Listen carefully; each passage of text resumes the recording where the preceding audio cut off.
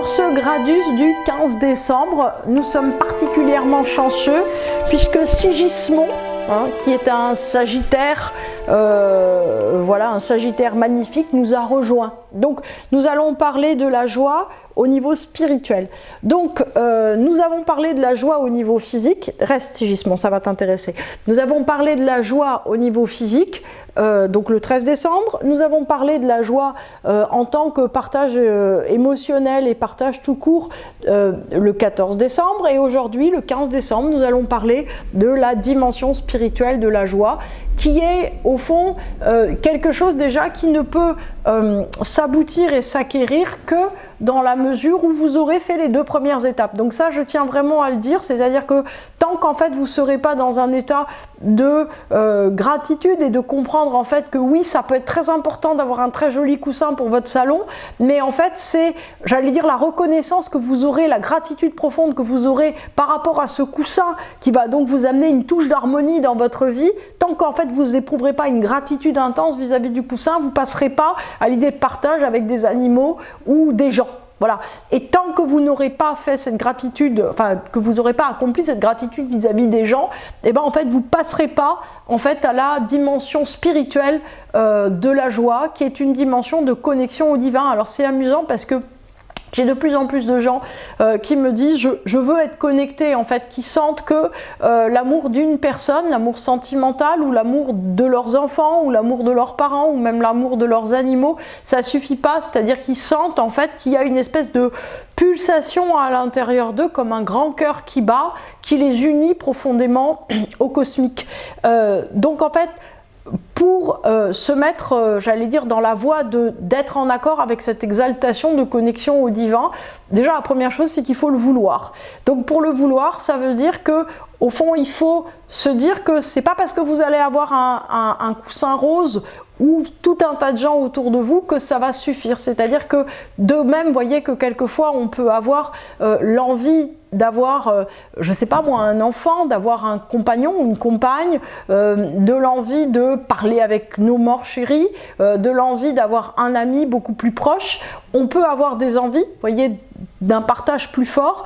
Il faut avoir envie en fait de quelque part être en dialogue, on va dire intime, profond, avec une dimension beaucoup plus profonde qui est en fait la nature réelle de l'être humain, qui est sa dimension spirituelle. C'est-à-dire qu'il faut avoir envie d'être habité de l'intérieur par quelque chose, si vous voulez, qui nous dépasse complètement. Ça, c'est la première chose.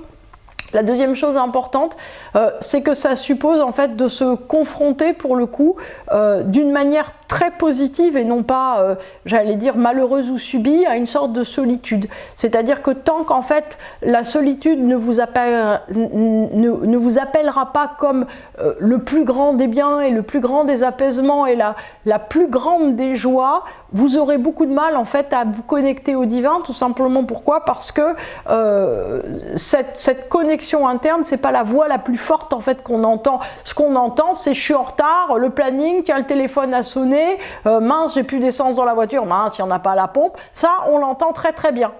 Mais par contre, on a beaucoup de mal en fait à entendre cette voix qui nous dit profondément, j'aspire à quelque chose de plus grand, j'aspire à une stabilité, j'aspire à une joie, j'aspire à une complétude, j'aspire à un accomplissement.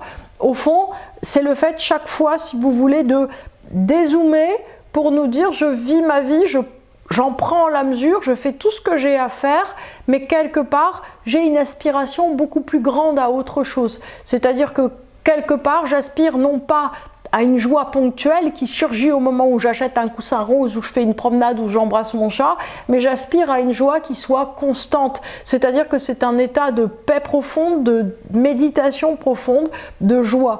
C'est-à-dire qu'il y a un moment, pourquoi est-ce qu'on médite, hein, pourquoi on s'abonne à Petit Bambou, pourquoi en fait on ne médite pas pour se calmer, on ne médite pas parce qu'on est fatigué, on ne médite pas pour résoudre ses problèmes, on médite en fait pour installer à l'intérieur de soi une espèce de silence profond, hein, c'est ce que vous dit le bouddhisme zen aussi, parce que dans ce silence profond, tout peut surgir, c'est-à-dire qu'il y a une joie extrêmement profonde, il y a une intensité extrêmement profonde qui fait que tout ce que vous allez vivre va paraître exceptionnel.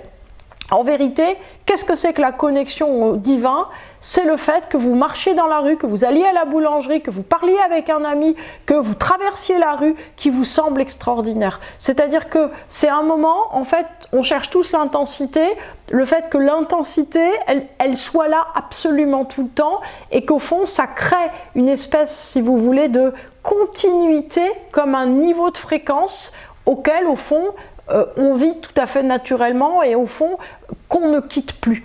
Et cette connexion, si vous voulez, profonde au divin, elle est la présence d'une espèce d'exaltation absolument incroyable, de joie d'être, de joie d'accomplissement qui n'arrive plus, si vous voulez, à nous quitter, mais qui au fond, si vous voulez, n'a plus besoin du prétexte du fait de choses extraordinaires. C'est-à-dire que c'est un état qui nous accompagne constamment. Comment le produire?